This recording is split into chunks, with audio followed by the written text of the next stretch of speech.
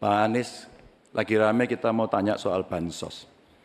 Karena menurut saya bansos ini adalah kewajiban negara dan rakyat berhak mendapatkannya. Tapi kita punya problem, karena banyak klaim yang diberikan seolah-olah ini bantuan orang per orang atau kelompok. Padahal kita... Ya, terima kasih Pak Ganjar. Pertama, kita harus menyadari bahwa yang disebut sebagai bansos adalah bantuan untuk si penerima, bukan bantuan untuk si pemberi. Karenanya, dia diberikan sesuai dengan kebutuhan si penerima.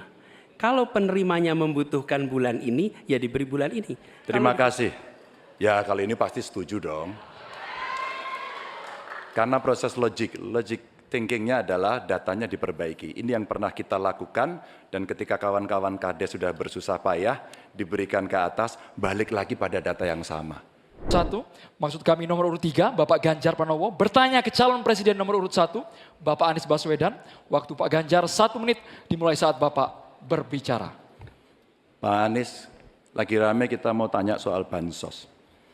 Karena menurut saya bansos ini adalah kewajiban negara dan rakyat berhak mendapatkannya. Tapi kita punya problem, karena banyak klaim yang diberikan seolah-olah ini bantuan orang per orang atau kelompok.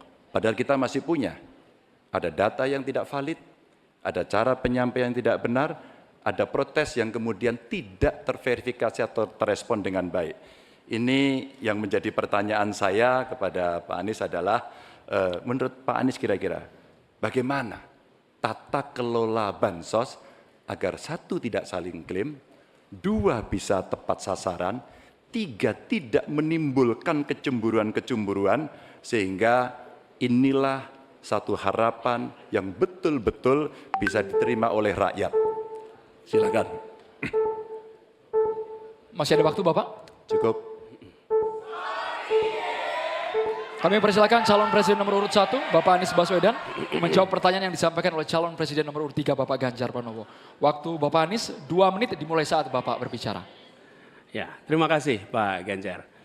Pertama, kita harus menyadari bahwa yang disebut sebagai bansos adalah bantuan untuk si penerima, bukan bantuan untuk si pemberi.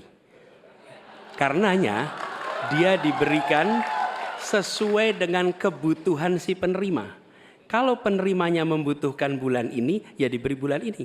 Kalau dibutuhkannya 3 bulan lagi, ya 3 bulan lagi. Tidak usah dirapel semuanya. Dijadikan sebagai sesuai kebutuhan. Yang nomor 1, itulah yang disebut sebagai bansos tanpa pamrih.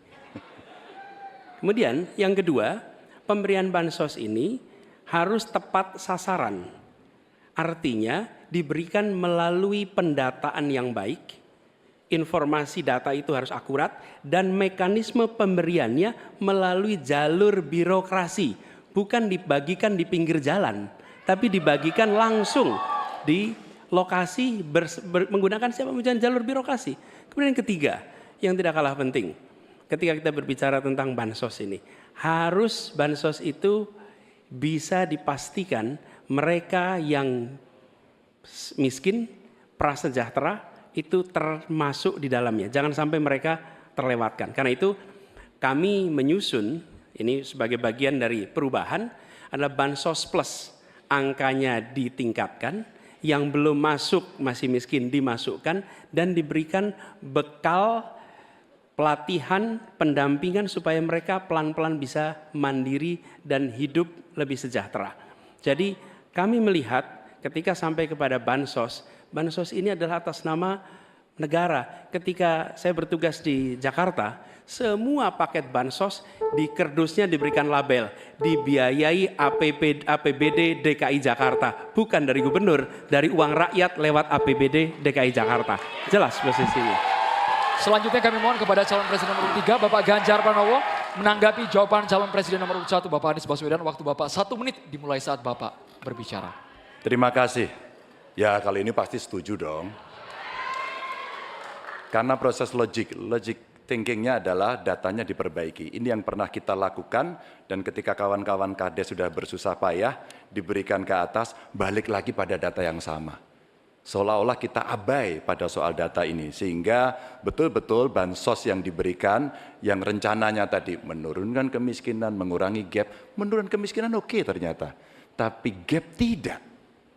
berapapun besarnya gapnya tetap tinggi. Ini menarik dan kami punya data yang kita bisa baca, dan tentu saja ini penting, memang paradigma bansos sekali lagi ini betul-betul hak rakyat.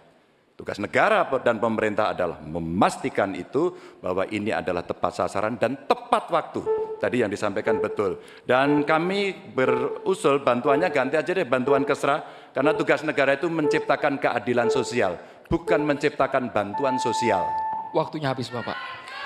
Sekarang Bapak Anies Baswedan untuk langsung menanggapi jawaban dari Bapak Ganjar Pranowo. Waktu Bapak 1 menit dimulai saat Bapak berbicara. Mohon tenang hadirin sekalian.